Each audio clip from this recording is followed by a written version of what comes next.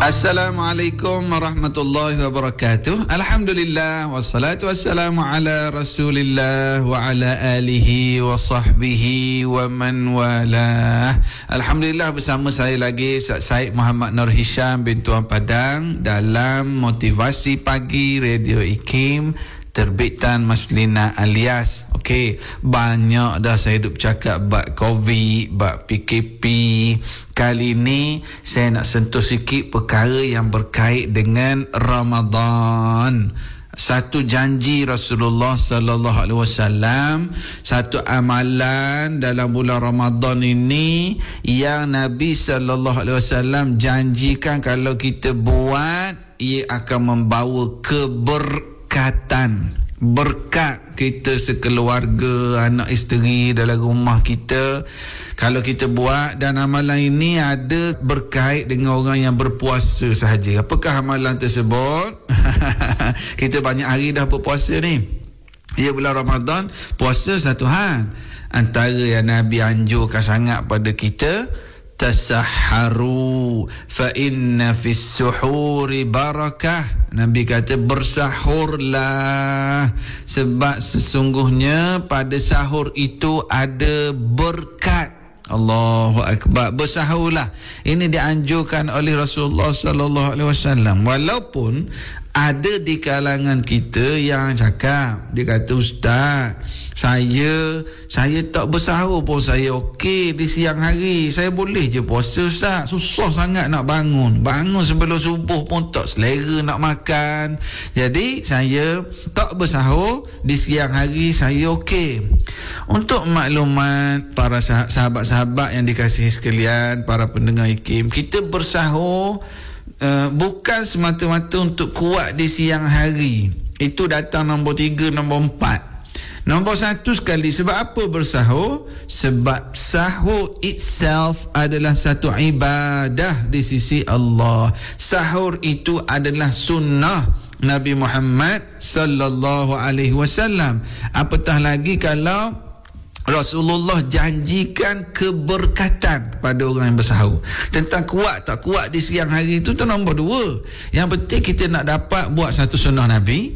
Yang penting sahur itu adalah ibadah. Yang ketiga, Nabi janjikan keberkatan dalam keluarga. Allahu akbar. Yang bangun sahur, kita nak bangun sebelum subuh. Hari-hari lain payah dah. Kalau hari puasa ni kita bangun, dan itu adalah saat doa mustajab.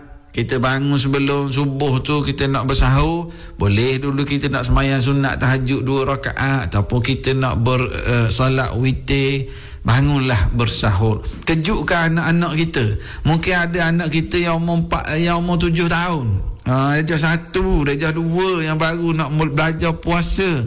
Kita kejutkan dia, kita dukung dia. Tak apa, bawa pergi atas meja makan, duduk, dia makan sambil pejam mata dia makan, tak apa. InsyaAllah kita pujuk dia makan supaya di siang hari dia jadi kuat, dia jadi boleh puasa, dan dia juga mendapat keberkatan yang dijanjikan oleh Rasulullah sallallahu alaihi wasallam. Dan satu perkara lagi, sahabat-sahabat pendengar dikasihi sekalian, sahur ini Rasulullah sallallahu alaihi wasallam menyatakan ia adalah beza antara puasa umat Nabi Muhammad dengan puasa umat-umat terdahulu di kalangan ahli kitab.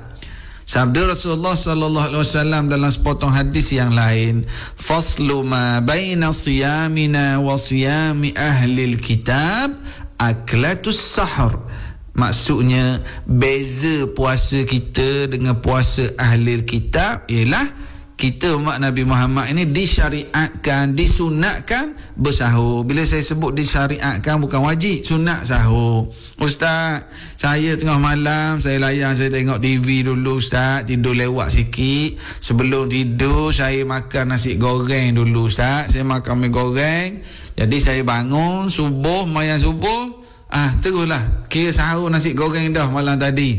Adakah itu sahur? Itu kita panggil apa sekarang? Orang panggil makan tu sapa. Sebenarnya bukan sapa, suffer. Sistem penghadaman kita ni suffering. Sebab tengah malam tiba-tiba masuk makanan berat, suffer. Letih perut kita untuk proses makanan berat di tengah malam, lepas tu terus tidur. Bahkan ini antara faktor kegemukan, bawa penyakit dan sebagainya. Ya, Islam anjur kita makan sebelum subuh. Itulah waktu yang barakah. Kita buat perkara yang membezakan kita dengan ahli kitab. Bahkan ia juga menyebabkan kita dapat pahala. Makan tengah malam tak sihat, tak dapat pahala sunnah sahur. Bahkan dalam ilmu diet, ilmu perubatan moden, bila cerita bab makan, kita ni makan pagi, makan tengah hari, makan malam, makan yang paling utama waktu breakfast. Kalau orang nak diet, jangan tinggalkan breakfast. Jangan tinggalkan breakfast sebab waktu pagi penting. Kalau boleh makan breakfast banyak, tak apa. Pepatah orang putih pun ada sebut. Apa dia sebut?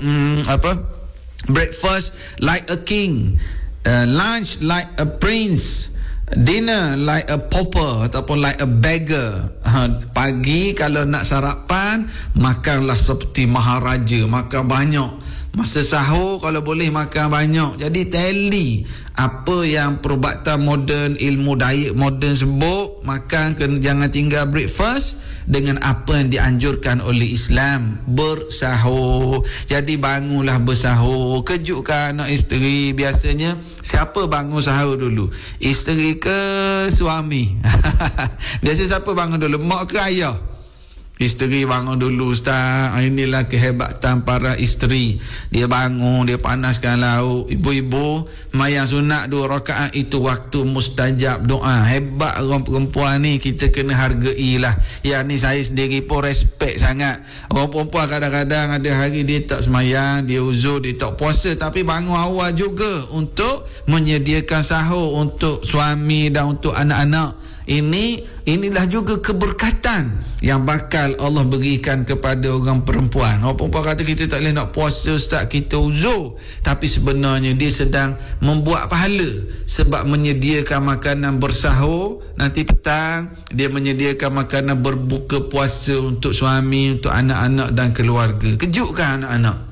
Ustaz, anak saya baru belajar puasa. Dia puasa, kemudian dia buka puasa masa zuhur, Ustaz. Tengah hari dia buka dah, dia minum air, Ustaz. Dia suka berlari ke dapur, dia minum air. Dia tak tahan. Macam mana? Anak-anak yang macam ni kita kena kejutkan, ajak dia bersahur ataupun tidak? Ya, Kak. Ya, ajak juga mereka sahur. Kejutkan juga mereka bersahur supaya mereka mendapat tempias keberkatan yang dijanjikan oleh Rasulullah sallallahu alaihi wasallam. Allah memuji orang yang banyak beristighfar, wabil asharihum yastaghfirun. Allah puji golongan yang banyak istighfar pada waktu sahurnya. Allah Ta'ala juga menyebut antara amalan bila kita dah bangun sahur, selesai dah sahur, sementara nak tunggu solat subuh berjamaah, Allah menyebut dalam Al-Quran, wa Qur'anal fajri kana mashhuda. Membaca Al-Quran pada waktu fajar, ia disaksikan oleh para malaikat, ia disaksikan oleh Allah. Antara waktu, kalau orang tanyalah, bila waktu afdal untuk kita banyak baca Al-Quran, antara waktu afdal untuk kita baca Al-Quran, wa Qur'anal fajri, membaca Al-Quran pada waktu fajar. Maknanya setelah kita bangun, kita dah bersahur, sementara tunggu azan masuk waktu subuh. Jangan pergi tidur masa tu, bahaya, terlajak tidur masa tu. Kita tunggu sekejap. Para sahabat memberitahu kami dan Rasulullah, setelah kami bersahur, selesai sahur, kami baca ayat Quran sekitar 50 ayat Al-Quran sebelum masuk waktu subuh. Makna itu between masa antara sahur para sahabat berhenti sahur dengan masuknya kami salat subuh bersama Rasulullah, sekitar 50 ayat Quran yang kami baca. Inilah amalan para sahabat. Moga-moga sama-sama kita dapat hidupkan sunnah bersahur dalam bulan Ramadan ini, lalu kita mendapat keberkatan oleh Allah. Walaupun hanya makan sebiji kurma, minum air seteguk, kita telah mendapat fadilat sahur dan keberkatan yang dijanjikan oleh Rasulullah sallallahu alaihi wasallam ini. Sekadar ini dulu daripada saya. Assalamualaikum warahmatullahi wabarakatuh. Dengar ikim sok model.